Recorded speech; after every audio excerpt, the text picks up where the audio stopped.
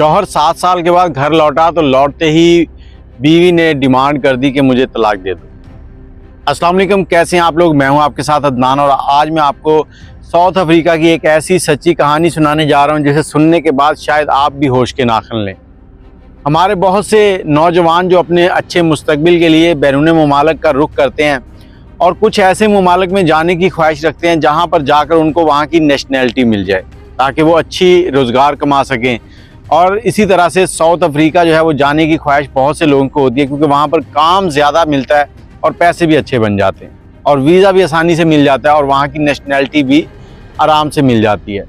अब वहाँ पर जाकर कुछ लोग तो अपने डॉक्यूमेंट जो हैं वो नॉर्मल तरीके से जमा करवाते हैं जो उनका लॉ कहता है। बहुत से लोग वहाँ पर शादी करते हैं, बहुत से लोग काली औरतों के चक्कर में पड़ जाते हैं कि उनसे शादी कर लें। तो ऐसी ही कहानी आपको सुनाने जा रहा हूँ। वहाँ पर एक मुबशर नाम का लड़का रहता था जो रोज़ाना किसी न किसी को अपने साथ बिठाकर खाना खाता था। मुबशर को अपनी माँ के हाथों का खाना बड़ा पसंद था, लेकिन अब परदेश में कौन उसको ऐसा खाना खिलाए। तो फिर वो किसी न किसी दोस्त को साथ बिठाता या किसी अजनबी को भी साथ बिठा लेता था और उसका बिल भी खुद ही देता था। एक दिन वो देखता है मुबशर के सभी लोग अपना अपना खाना लेके आए हैं अपने अपने रूम से, अपने घरों से, और ख़ुद अपना खाना खा रहे हैं, कोई भी फ्री नहीं बैठा हुआ। तो वो होटल से बाहर जाता है, बाहर देखता है कि एक बेंच के ऊपर एक शख्स बैठा हुआ है जो बड़ा परेशान है। अब वो उसे जाकर कहता है कि भाई खाना खाओगे। वो आगे से कहता है ओ भीख मंगे, ओ पागल, जा अपना खाना खुद खा, मैं तुम्हारे पैसे क्यों दूँ। अब मुबशर कहता है भाई मैं तुम्हारे पैसे भी दूंगा, अपने पैसे भी दूंगा, बात पैसों की नहीं है, आप मेरे साथ चलें, आएँ खाना खाएं। तो वो बड़े प्यार से उसे समझा के अंदर ले जाता है, टेबल पे बैठते हैं, खाना ऑर्डर करते हैं, दोनों खाना खाते हैं। दोनों के दरमियान बड़ी प्यारी गुफ्तगू होती है।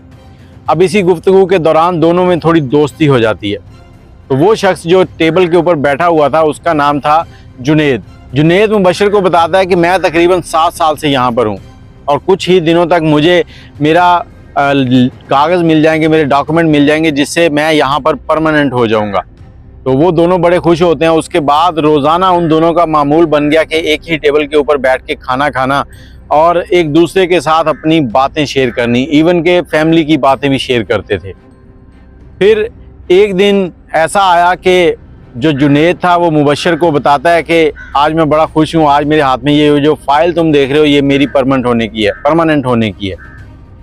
आज मुझे 7 साल हो गए हैं, मेरी बेटी की उम्र 6.5 साल है, 6-6.5 साल है। तो जब मैं यहाँ पर आया था तो मेरे शादी के 1 महीने के बाद मैं घर से निकल आया था। बीवी मेरा इंतज़ार कर रही होगी, बेटी मेरी मुझे पहली बार अपनी आंखों से देखेगी सामने। मैं बड़ा खुश हूँ, तो कल ही मैं जा रहा हूँ। दोनों बड़े खुश हुए। अगले दिन मुबशर ने जुनेद को बड़े प्यार से रुखसत किया और रुखसत करने के बाद अपने कामों में मसरूफ़ हो गया। एक दिन गुजर गया, शाम को उसने काफ़ी उसको मिस किया, व्हाट्सएप पे मैसेज वगैरह किए लेकिन जवाब नहीं आया। तो मुबशर समझा कि फैमिली में पहुंचा है, मसरूफ़ होगा। तो इसी तरह से 7-8 दिन गुजर जाते हैं। 7-8 दिन गुजरते हैं तो मुबशर जो है वो रोज़ जुनेद को मैसेज करता था लेकिन कोई रिप्लाई नहीं आता है। लेकिन 8वें दिन जब मुबशर उसी होटल के बाहर आता है तो उसी बेंच के ऊपर क्या देखता है कि एक शख्स बैठा हुआ है जो उसे दूर से लगता है कि जुनेद बैठा है। वो हैरानगी और परेशानी के आलम में तेज़ कदमों के साथ उसके पास पहुंचता है।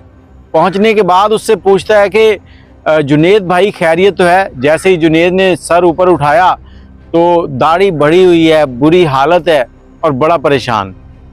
वो बैठा ही था कि इसने उसको उठाकर मुबशर ने उसे गले लगा लिया और पूछने लगा कि भाई अभी तो तुम गए थे 7 साल के बाद और 3 महीने की छुट्टी थी, तुम 7वें दिन आ गए हो, क्या हुआ।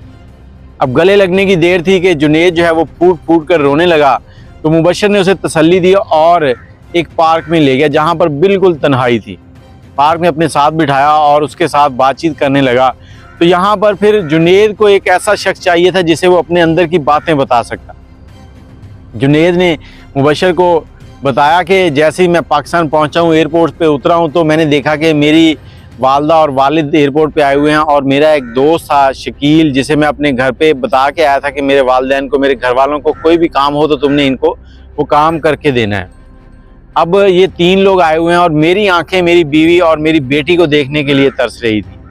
तो मैं हैरान हो गया कि मेरी बीवी और बेटी नहीं आई जिनको मैं कमा के भेजता रहा हूँ, उनके लिए मैंने 7 साल ज़ाया कर दिए।